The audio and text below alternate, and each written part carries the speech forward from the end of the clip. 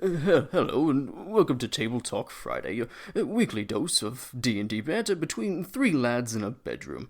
If you like their style, make sure to follow them on whichever podcast service you prefer and come back every Friday for another upload. Now, back to the boys. I made you and I can drop concentration on you. I'll drop concentration on you right this second. I hope I get to say that to my kid one day. Oh my I'm god. gonna drop concentration on you. Which I guess would be illegal. Yeah. Then they wander out into the street. Jeez. Hello and welcome to episode 8 of Table Talk Friday. I got that right? It's episode 8 now. That was good. Our weekly D&D Yes. podcast about all things Dungeons and Dragons, mostly 5th edition, we might get into other things later. Today, we're talking all about frequently cast spells, meaning spells that we see pretty often in our games and usually come in handy for specific classes. I kind of want to start from Cantrips this week, guys. If we want to go ahead and open up your player's handbooks and choose from some cantrips that you like a lot. So, the first cantrip I think we all need to bring up. It's easy to talk about. It's something that every wizard, sorcerer, and their mother chooses is Meteor Swarm. firebolt. Uh-oh. Firebolt. Firebolt is the basic damaging cantrip for any spellcaster. I assume you guys would agree with me on that. For like most spellcasters, Firebolt is like the go-to. Even if you flavor it, yeah, I mean, you do. You kind of just have to take it as a wizard or as a sorcerer. I allow as a DM for people to change the elements of it, but this is a 120-foot range spell. You are making an attack roll to hit with it. They are not making a save against you, and if you hit, it does 1d10 of damage and then scales with your level. So, normally that damage is fire damage. If someone wanted to make it ice damage or cold damage, not ice damage, poison damage, something like that, I will allow them to change the type of damage they're doing as long as they commit to that type. What do you guys have to say about Firebolt? Anything crazy? Anything specific? I mean, it's just a great free spell to have. Yeah. It doesn't really matter what class you are. I mean, you have to be able to do some kind of damage one way or the other. Especially when you run out of resources, for actual spell slots. If you have no spell slots left, or even if you do, and I don't know, maybe you're going up an enemy, you're not quite sure how strong he is, you're not sure if you should waste your high-level spells, or, you're not sure what to do, just send a firebolt at it, see what happens, Yeah. you know? Yep. And Firebolt is definitely one of those basic attack spells. So if you're a wizard who's just a wizard and doesn't have any, weapon proficiency or anything like that, Firebolt, perfectly fine. I don't think it's a particularly exciting spell, if I'm being completely honest. Maybe it's just because I see it all the time, but a Firebolt is just that. It's like a little ball of fire, and it doesn't do that much damage. I will say, Seth, you brought up a very interesting point. The idea of customizing your spells. Yeah. I especially like that for cantrips. Of course, always talk to your DM before doing something like that. There's not really a precedent for that in the books, but I like it. And we definitely we did something similar for Morwyn when I made him, and we chose another damaging spell, which I suppose will be my segue into our next spell, as I have nothing more to say about Firebolt. So I took Green Flame Blade. But I didn't really like the flavor of a green flame necessarily, so I was... It didn't fit your character that well. Exactly, yeah. So I was a sorcerer paladin, who was very much he was a divine soul sorcerer, had some angelic lineage in his bloodline, and so he rather than casting his sorcerer spells, which are like an innate part of you, instead of having a green flame spring from his blade, I said, Seth, can we make that radiant damage? And Seth said yes. Yeah. And so my sacred flame blade was born, not trademarked. You can take that. You can do whatever you want with it. But so we just replaced the fire damage with radiant damage, and it was a much more fun customized spell. Also, Green Flame Blade. We can talk about that a little bit. It was not a typical spell in the player's handbook. It wasn't included in Xanathar's Guide to Everything either. It was originally included in the Sword Coast Adventurer's Guide, which I mentioned last episode as well. But you make an attack with a melee weapon as a part of the attack, or as a part of casting the spell, rather, and then a gout of flame shoots off within 5 feet to one additional target. So It's essentially you get to attack 2 targets at once, and then the damage does scale with your level as well, as most cantrips do, which is sort of a nice thing about cantrips. Finally, we have Green Flame Blade back, though, in Tasha's Cauldron of Everything, and honestly, it's one of my favorite spells. I love it to death. As a multi-class character who did not get extra attack until like level 9, level 10, that was my bread and butter for a long time. I would just always be casting Green Flame Blade on any turn, and there's nothing, as far as I've found, that keeps you from using Divine Smite with your Green Flame Blade cast. You do make a melee weapon attack as a part of that, so if your DM will allow you to, adding that on top makes a sorcerer paladin very powerful. Realistically, a Divine Smite's already a nuke. What's another couple of dice, dude? Throw some more on there. That's how I always saw it. Whenever you were like, "Oh, and I get to add this," I'm like, "Dude, what's another D6?" I mean, it's gonna. Please, it's a D8. Okay, whatever. It's like you don't even know how to play D&D. I don't even deserve to be on this podcast. Well, so if you watch the first 7 episodes, you might get a better understanding. Oh, of how I to play might. the game. Yeah, I think I might do that. I'll go back and watch the first 7, and maybe then I'll make another episode. I think what's interesting about Green Flame Blade is I've never used it particularly because I don't play classes that mix the two kinds of fighting. You know? Well, it's good for multi-classing. That's honestly what it's good for. Which is probably why I've never used it before. I believe you can use it on a warlock as well. Say like a Pact of the Blade would appreciate that, or a Eldritch Knight, something like that. Do bards get Green Flame Blade? They better. They might. It would be great for bards. I was going to say, very I mean, similar to that's a wizards, great so. one for any kind of bard, given that most of the time they're able to deal just a little bit of damage too. Like, I do a little bit of melee. I'll check my book. Please, turn the pages, and I'll just sit here and entertain the folks. Let's see. Blade Ward. No, they don't? No. Jeez. Nope. Artificer, Sorcerer, Warlock, Wizard. Jeez. Okay, well, it would make a great bard spell, wizards, if you're listening. Yep. Well, you could just waste your College of Lore spell on Green Flame Blade. Or take a level of Wizard. You can do it. Yeah, I mean, that's fair. I mean, bard, wizard, multi-class. I mean, whatever. Or a level of Sorcerer, even. Alright, Drew, do you have a cantrip you'd like to speak about? Frequently think- cast cantrip. I think probably one of the most simple cantrips that people might not exactly think of right off the bat, but I think it's a staple in D&D. Is just light. Yeah. Just it's very simple. You can touch one object that has to be a certain size, I believe, and it's covered in light for an hour. No concentration required. You have light. You can cast it on a rock and throw it down a dark cavern. You can see what's down there. You can cast it on, an arrow and shoot it somewhere to see where it goes. You can cast it on your clothing. So if you're walking around, you don't need like a torch. Really, there's probably a million different uses for it. I've seen people even try to blind enemies with it. I guess, of course, it would depend on your DM and how they like to rule it. But it's super simple, easy to use, and it's great utility, especially if someone doesn't have dark vision. I was literally about to say that. If someone doesn't have dark vision, light's a perfect spell for it. I mean, I do think the use of it with arrows is very cool, too. Just having it just light up, especially when you're like a dark cavern or ravine or something like that. You watch that thing go off and see how big this thing is, and it's like, oh... it actually accidentally hits the ancient white dragon at the end, and now it's after you. I think it would be cool in a cavern going up against like some invisible Gloomstalker kind of enemies. Yeah. Just nailing them with an arrow, and then they're glowing. So Yeah. they walk around invisibly with this glowing arrow on them. It'd be Yeah, easy to see would be them. very cool. I think there's at least one more that I'd like to bring up. You guys might have a couple others, but I would like to talk a little bit about... no, there might be a few I need to talk about. I like these cantrips. Mage Hand. So Mage Hand is a basic spell where, you cast it, a little hand appears within 30 feet of you, and you can pick up to 5 pounds worth of stuff.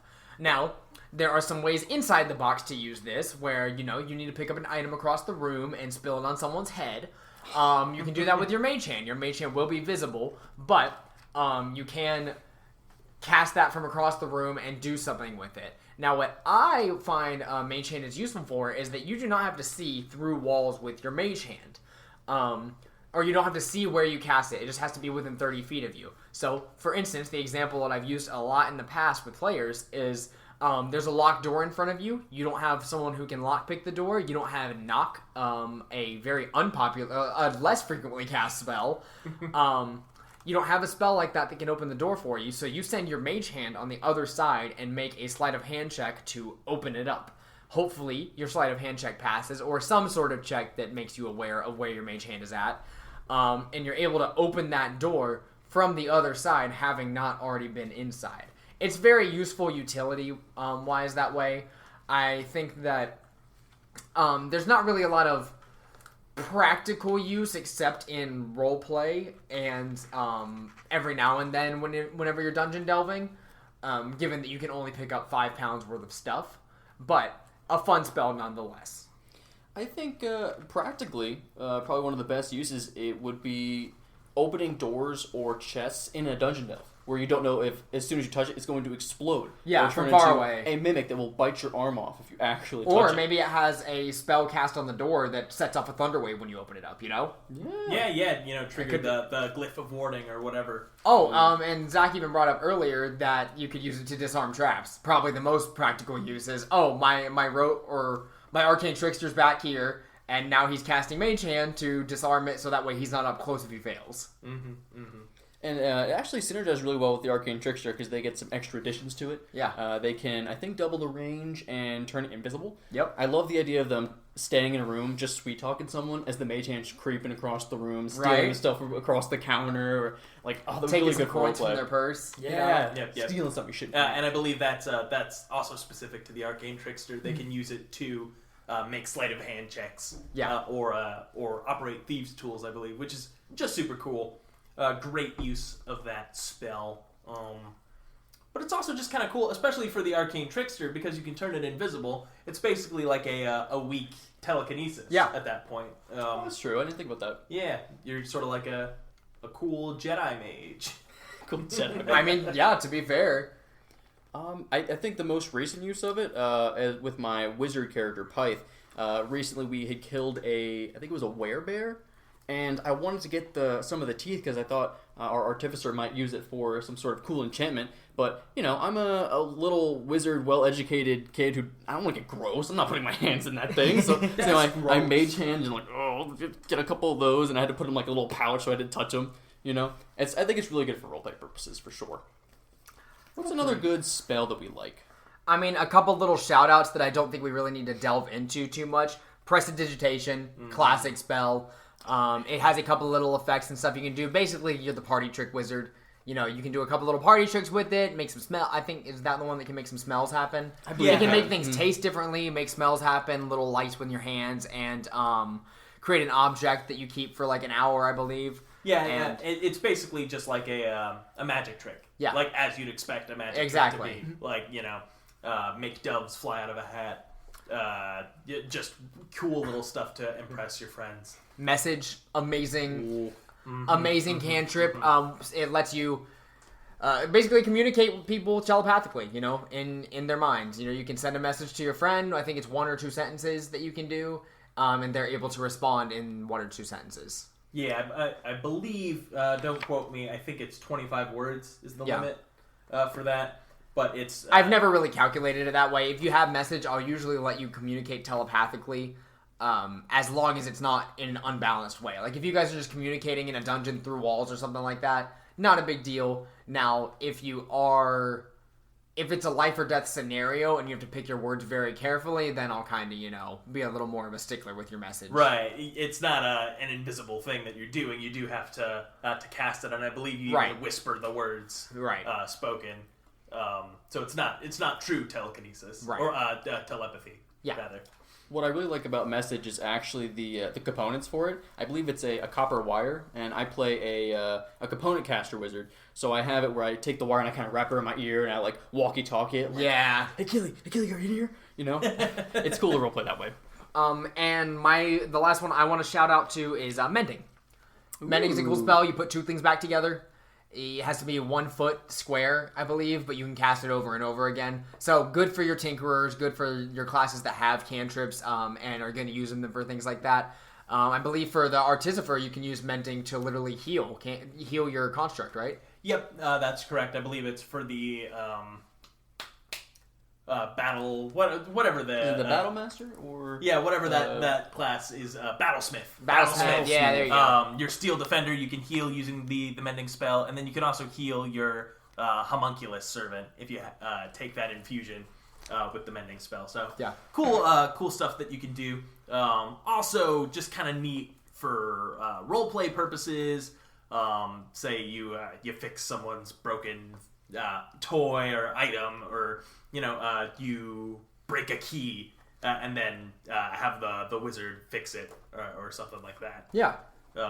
Definitely a very useful spell. While we're still on cantrips, there is one that we see come up all the time, and it's not like it's not one that you would expect to be super common, but it sort of comes with the territory. Thaumaturgy is a cantrip that I see all the time because just everyone loves to play a tiefling.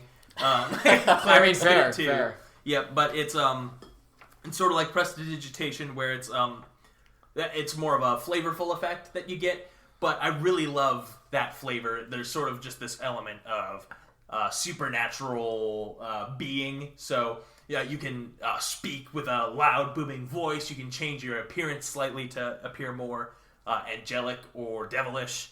You can make like harmless sounds appear, so like maybe a howl of the wind or like a rumbling of the earth, just to make yourself appear in some sense to be more special. And that was something that I did with Morrowind on occasion as well. What was that ruse that we did with the barbarians?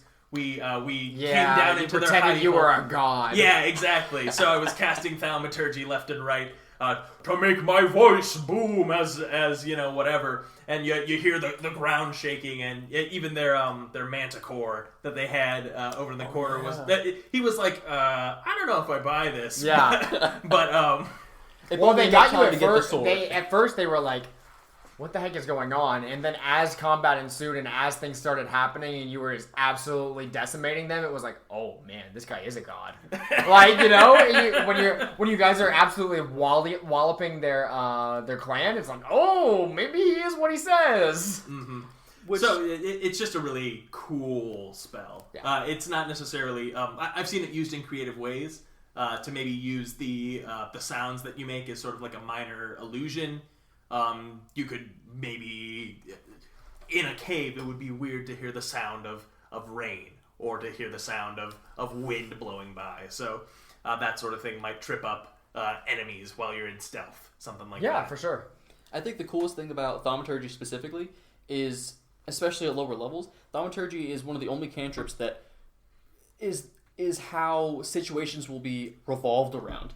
Like, someone will go in like, oh, I have thaumaturgy, so we can do this. Yeah. And the entire plan is like, okay, you use thaumaturgy, and then I'll do this because it'll help you cast thaumaturgy better. Like, I'll throw the window open, it'll freak everyone out, we'll run by real quick. It's one of the cantrips that's just really useful for situations. Yeah, I mean, you guys know that when I DM, I love creative things like that. So the second you guys start coming up with this plan, I'm like, ooh, what's next? What's next? Do the next thing. I'll react to it. I swear. I love things like that. Right. Okay, any other cantrips you guys want to go over? Anything? Any shout-outs to a certain cantrip? I would like to shout out one more, just because we haven't mentioned it, and I think it's one of the better roleplay ones. You see a lot of like clerics, or maybe I think paladins, or I don't think paladins get cantrips. More of the religious classes, we'll say. Guidance. Oh, that's true. Guidance is an amazing cantrip. Reaching out to your friend before they make some kind of, I believe it's an ability check, correct? Yeah. Right before they jump over the cliff. That's 20 feet wide. You say, oh, great God, please bestow upon them an extra D4 to help them jump across this cliff, please. And they get to add an extra D4 to the roll. I mean, it's cool, it's flavorful, and simple. Yeah. And if you're a warlock, I mean, everyone knows you have to choose Eldritch Blast. It's the strongest cantrip. Given that it gets all the benefits of like a firebolt, but you can change targets if you want. it's a firebolt, but better. Yep. Yeah. So at first level, it's essentially just a firebolt that does force damage, which is in general probably a better damage type than fire. Less things are resistant to it. Yep. So. Oh yeah. Though fire does have a lot of things that are weak to it too. Yeah. So there's that balance. But at 5th level and then increasing again, like cantrips do, you get to shoot a second blast for every time that it increases. So at 20th level, I believe you could fire 4 blasts. Yeah. Ooh, that's good. Each is a D10, and you get to re-roll each time. So, for instance, if you were to roll that firebolt and miss, well, that's your turn. Yep. that was your whole action. Whereas with Eldritch Blast, you can do it once. I missed, but then I could still roll 3 more times and hit. And you're more likely to get a nat 20. Yeah, absolutely, absolutely. And So there's more likelihood for nat 1s and nat 20. So critical hits are pristine with Eldritch Blast. Yep. It's also a really interesting, flavorful spell that you can cast. I mean, that's definitely the typical bread and butter for the warlock. So that's what they're going to be using to attack. But it's just I forget exactly how it's flavored in the flavor text for the spell itself, but it's just this blast of otherworldly energy, and you can sort of tailor it to whatever your patron is as a warlock. Right. And then even you get your Eldritch Invocations that can buff it up, so you can add your Charisma modifier to the damage of each hit of Eldritch Blast, and even do things like pushing with it and extending the range, I believe. So you get some cool bonuses to just that one spell. It becomes very hard to ignore, we'll say, for most warlocks. If you want to play Warlock, but you want it to be easy, just choose Eldritch Blast and all of the Eldritch Invocations. Okay, well, I think that's good on cantrips, so why don't we go ahead and do some first level spells for this episode, since we are like halfway through our recording of this episode already, and all we've done is cantrips. Got carried away on cantrips. Well, we only ever cast cantrips. Well, so yeah, I think we can end the episode here. I usually do table rule that we can only do cantrips, no actual spells. Yeah. Oh, okay. But you can cast them at higher levels, though. Yeah, you can cast them at 9th level. 9th level level firebolt. Yeah, still does 40-10. Does not scale with You just spell use your level. spell It's slot. just the slots. Oh, that would be great.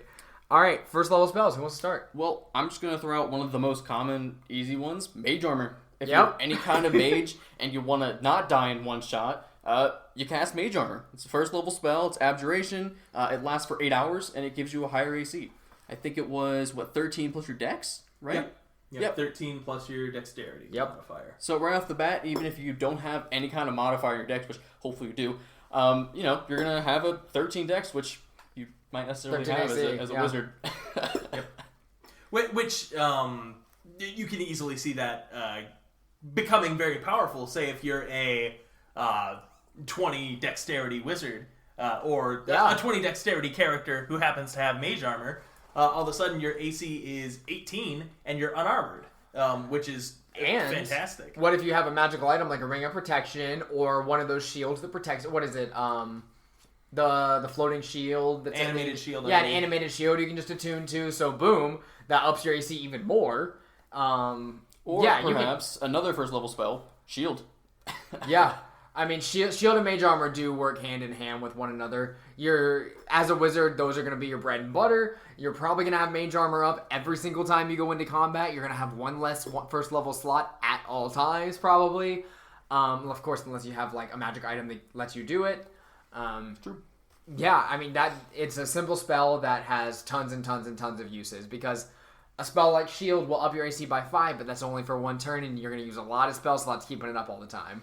Speaking of Shield, I will just say that is one of my favorite spells of all time. And there's so many cool ways to flavor it, dude. Yep. So just to speak to its full ability, when you are targeted by an attack, you can use your reaction to increase your armor class by 5 for the rest of the entire round, and then it goes away at the start of your next turn. So say you're a wizard, you've got your mage armor up, so your armor class is 16. That's not bad, but then you get attacked. The DM says, yeah, that's going to hit. You say, no, I cast shield, and then all of a sudden you have a 21 AC, which is better than the paladins, and that all of a sudden you're golden for that round. Things can still hit you, of course, but it becomes just so powerful. And then imagining character builds where you have shield and a naturally high armor class, say like with my current character, where for a hot minute there, you cast haste on him. We'll talk about that one later. Don't worry. And his on top of his natural 22 armor class, all of a sudden I've got 29 AC for this round. Yeah, exactly. I don't think you can hit me. Exactly. Well, and then you get nat 20 by Mickey. Yeah. Well, yeah, and then Seth takes my shield away. Yeah, I mean, whatever. So I'll get over it. No, I mean, spells like shield, and that's a good reaction, a good early level reaction for any spellcaster, because realistically, at high levels, a lot of people don't start with reactions. You don't really have anything you can do with it, and this gives you something, useful that you're going to be using all the time. Yeah, especially for spellcasters, where even attacks of opportunity aren't typically the best option. Right. I've got a dagger and a +1 to my dexterity, so we'll see if I hit. No, just missed them. All right, I'm gonna start with a typical damage spell, consistent damage, not the highest, but consistent, and that is Magic Missile. Yes. Magic Missile is a frequent wizard sorcerer spell that I see used frequently because it's a very good.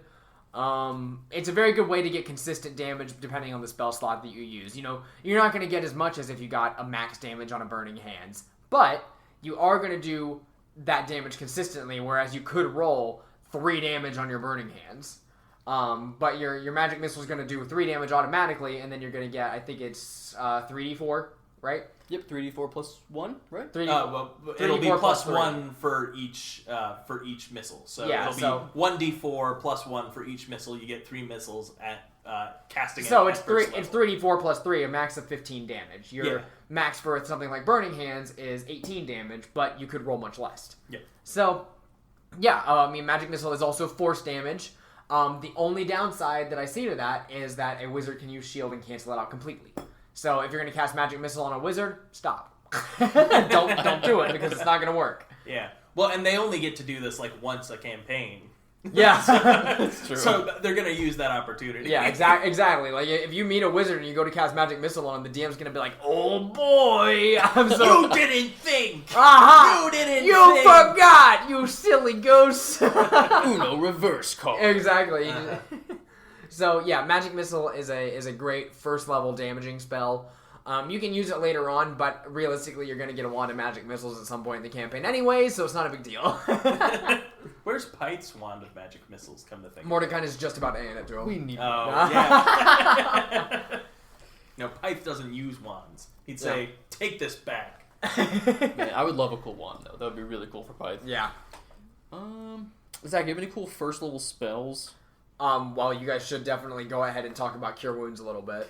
Yeah. No, you don't need healing, guys. Don't even take healing spells, guys. Your friends are for that. So here's we talked about this a little bit ago, a couple episodes at this point, but one of my criteria for what class I'm going to play inevitably is always, does it have Cure Wounds?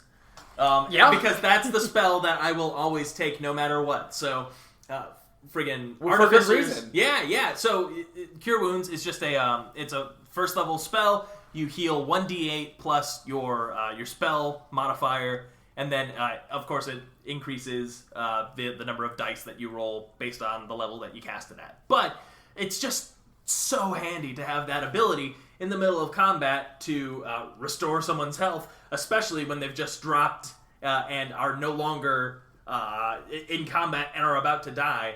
You need that ability to get them back instantly and then get their turn back so that they can do something to contribute. Similarly, Healing Word. I was gonna say, a special shout out to Healing Word. It's less healing, but if you're a class that can take it, do it real quickly, and it's a bonus action. Big thing. Yep, so I would say Healing Word is much better than Cure Wounds for that reason. You can cast it as a bonus action. And 30 then feet range. Yep, at range. And then still do something else with your main action. Yep. That's huge, but fewer classes get it. So shout out to Cure Wounds. for that more reliable healing and the number of classes that get it. Artificer, Bard, Cleric, Druid, Paladin, and Ranger all get that as a part of their base base spell list, and then certain classes get access to it as well. If you take a certain subclass like Sorcerer or Warlock, can also get it. Yeah, and so Healing Word is available to what? Just Bards and do Clerics get it? Yeah, Bards, Clerics. Do Druids get it? Druids do not get it. Druids I think do not. so. They do. Okay. Oh, okay. So, yeah, I mean, realistically, those are your two main healing spells that you're going to get at early levels, and they're very reliable. Healing Word, I would say, is a little bit stronger as well because of the range and the bonus action use, because you still get an action after that, even though you can only cast a cantrip with it, but it's still awesome to have along for the ride. I was going to bring up another reaction spell that is from Xanathar's Guide to Everything. And that's Absorb Elements. I love Absorb A Elements. very, very good spell, especially, I mean, these are first level spells, so especially early levels, whenever elemental attacks go off, you get a young dragon's fire breath, you get a fireball coming at you, you get a cone of cold from someone way higher level coming at you, and you need that Absorb Elements. You don't have a way to dodge as a spellcaster a lot of times, or your dexterity might not be high enough to save you. You can absorb half of that damage automatically, whether you make the save or not, and then you can use it next turn if you have a weapon that you'd like to use to toss back to them. Just a little bit of that extra damage. A lot of times you're just trying to have the damage. It's not really for that second effect, but Absorb Elements is amazing. It's a reaction. It's a first level spell. And it's going to negate a lot of damage coming towards your squishy boy wizards, sorcerers, and whatnot. Yep, and I'll say Absorb Elements is probably at its best used on a ranger. As they get that, and I believe bards do as well. Yeah, I think so. Just so you get that consistent access to a melee weapon, because once you Bards do not get it. Bards do not. They just get Earth Tremor. That's ridiculous. Yeah. Rangers do, however, and you can add that damage. I believe it's just an extra 1d6 damage of the element that you've absorbed, but you get to attack with that on your next turn. And what's cooler than absorbing a ball of fire as it's fired at you? Absorbing a ball of fire and then dagger back. Yeah, channeling it into your dagger and then throwing it back at them. Yeah, that's so cool. The idea is cool, but I can never... That second attack, usually I'm playing a class that doesn't melee attack or something, so it's like, well, why would I use that? You know? I mean, it's cool, especially it's cool for Ranger. Like you said, it's cool for Ranger because they absorb that, they take it into the javelin they have and just hurl it back at them, and that's, I mean, yeah, it's amazing. I love the idea of it, and it's just a great first level spell. Yeah, absolutely. Let's see. When I think of that spell specifically, I think of the ancient dragon coming down on the eldritch knight in a cave, and as it casts its fire breath, the knight's able to suck up all the breath and just do the final blow with its sword right into the dragon's face. I think that'd be so cool. Yeah, that would be awesome. Yeah. Little cinematic. Awesome that they're immune to fire damage, but it looks really But it would be cool as cinematic, okay? It's like you've never even played D&D before! Get out! Get out! I want to put two spells together here, and that is going to be Detect Magic and Identify. I think they both have similar uses as you are using them to find and discern what a magic item does. Detect Magic is a 30-foot radius and can be used as a ritual. Basically, you're just using it to locate magic things and items in your area. It's great if you're in a dungeon and you just cleared it out, and now you need to figure out what booty is in here because your investigator rolled very, very, very low. So you're just going to detect magic and find everything you need. Or if you're looking for something specific, you can easily locate where that item is with detect magic. It's awesome. It's like using a radar or a what's the little dowsing rod? I mean, I guess magic? Like a dowsing rod or something, but. For magic items. Metal detector, that's what I was thinking. It's like a metal detector for magic. Similarly, Identify is extremely useful in that instead of having to go all the way through attuning to an item to figure out what it does, or if it's not your item and you just want to know what something does, you can cast Identify on it and immediately know what it's called and what it does. It's one of those spells that it's like you just went into your inventory screen and it's like, oh, this is called the Wand of Fire Blasting. Very cool, interesting. But I mean, it does gamify it just a little bit, but with good reason. Like identifying what a magic item does beforehand, or when you're going to buy something and the shopkeeper is, not going to say, well, this is a ring of protection. Maybe you need to identify that ring before figuring out what it does, because your character doesn't know and the shopkeeper only will tell you what it does in much vaguer terms. For sure, yeah. And it's a great tool for that player who wants to know everything before, right? Yeah, making that leap into it. I'm forgetting. Does identify also identify curses on cursed magic items, or Ooh, I don't know. I forget. You go and look that up for me. Let's see. I'm unaware of that. If it actually does do that. Let's see. Identify. You learn whether any spells are affecting the item and what they are. If the item was crafted by a spell, you learn the spell that created it. You learn its properties. I don't think so. It does not say that you learn if it's cursed, which So- I think is probably a good thing. I think for I DMs. think that's for the best.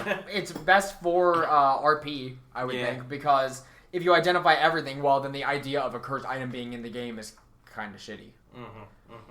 Which I guess we did play that wrong then. If you identified the magic item I gave like a while back, You mean that demon armor? Yeah, that when I gave them demon armor in a campaign, and it is a cursed item. Wow, you're telling me demon armor is a cursed item? I don't Well, it believe doesn't have to be. But yes, the demon armor is a cursed item, and they cast identify, and I let the identifier know what the curse did. Yep.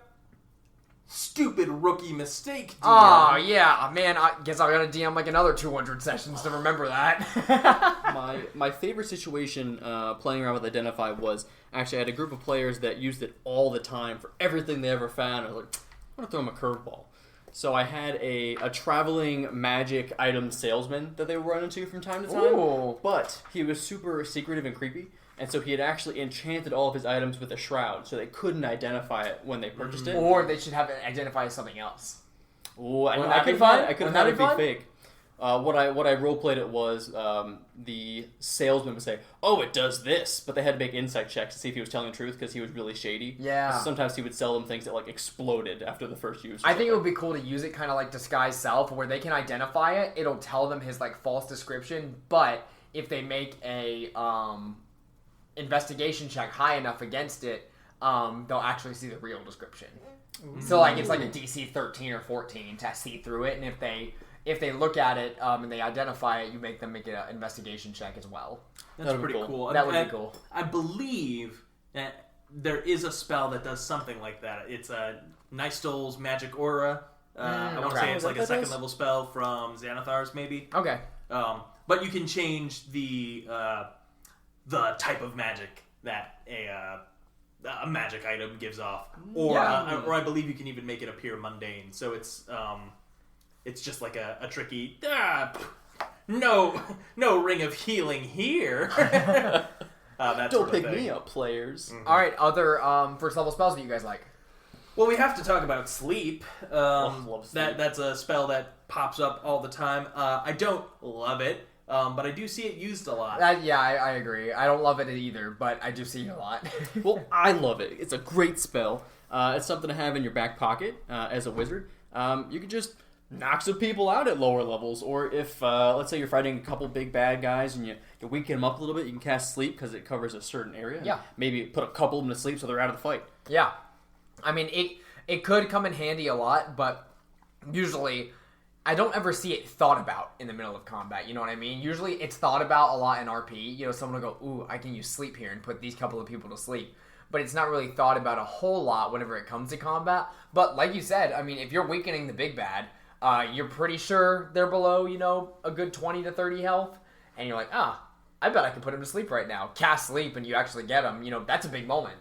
So I think the more common use would be if you're sneaking into a building and you get caught and you're like, oh, hey, I did sleep.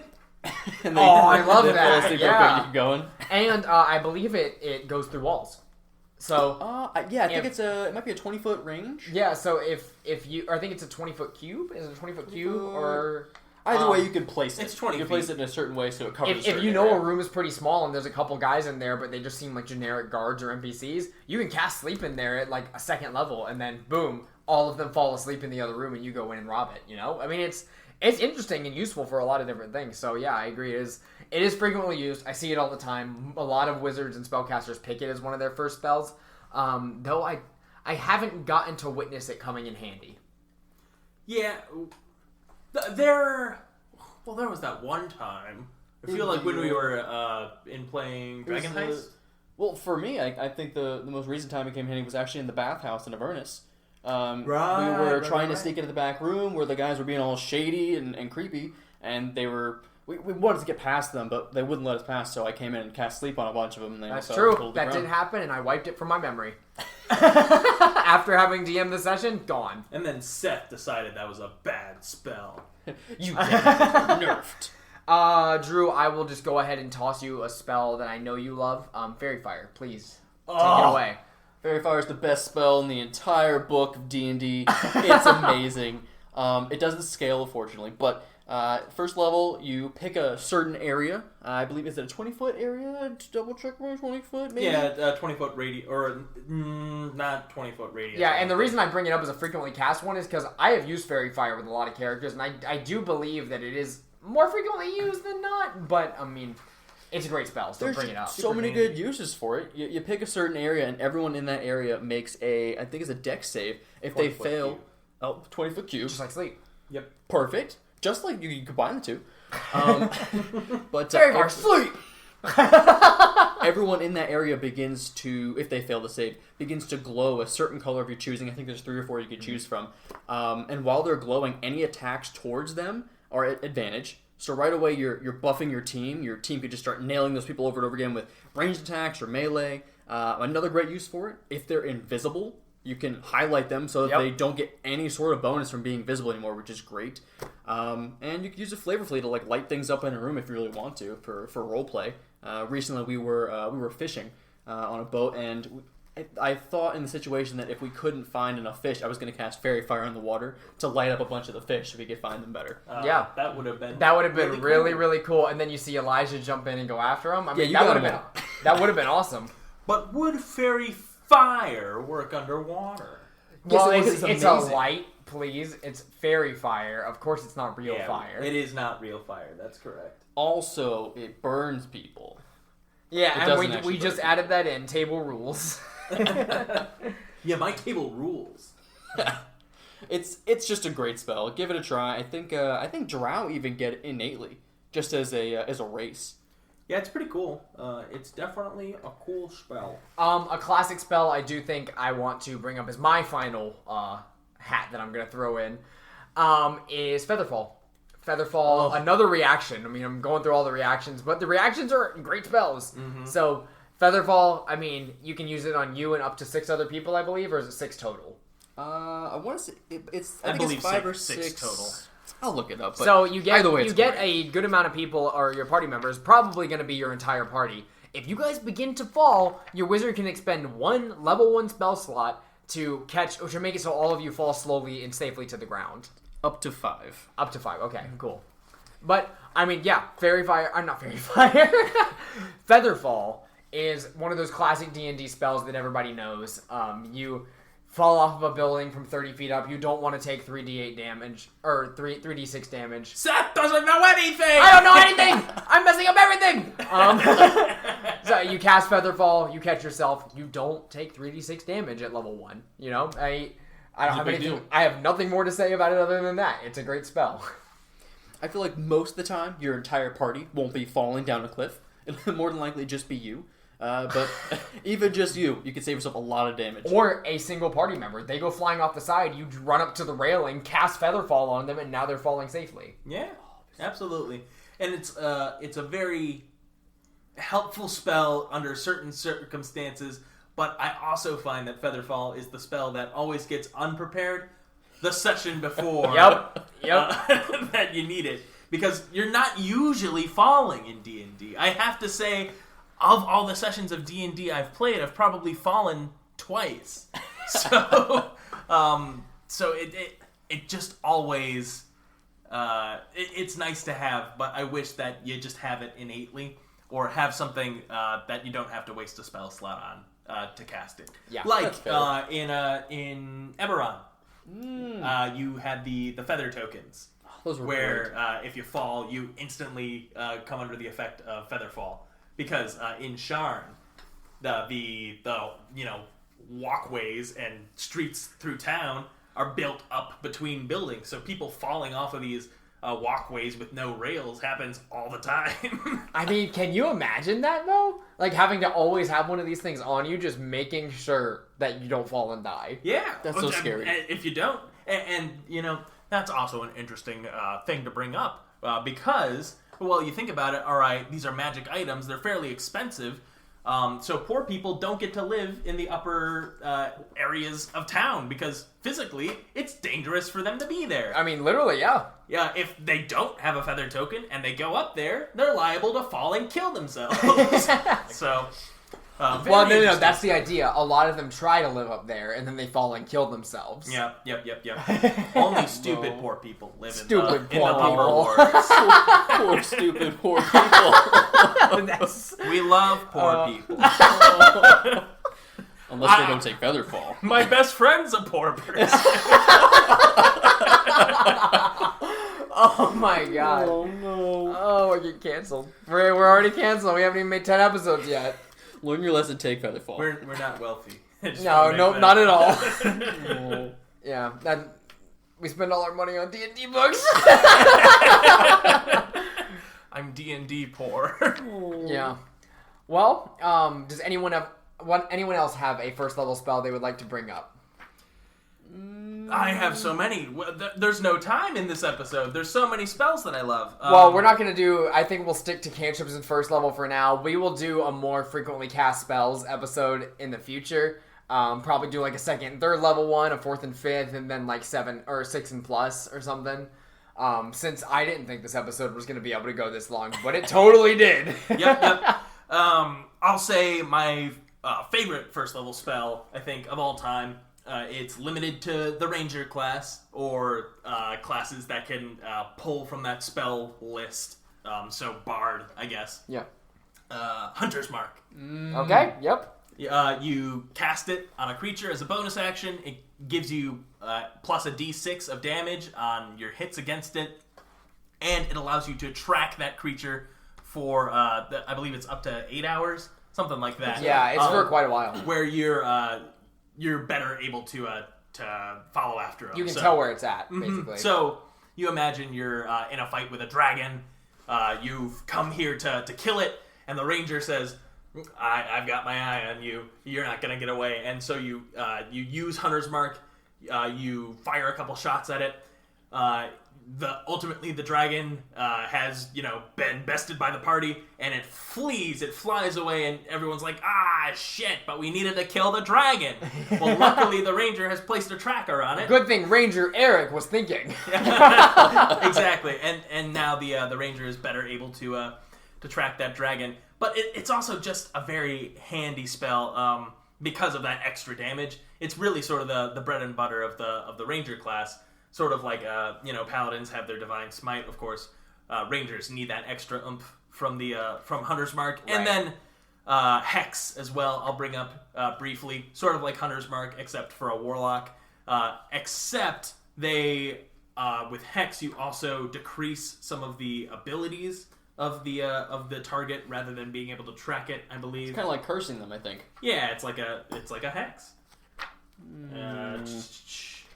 Yeah, let's see. It has disadvantage on ability checks made with an ability that you choose. And if it drops to 0 hit points, you can swap it to a new creature, of course. But Remove Curse cast on the target ends this spell early. So if you really want to waste a third level spell slot to end a first level spell, you can do that.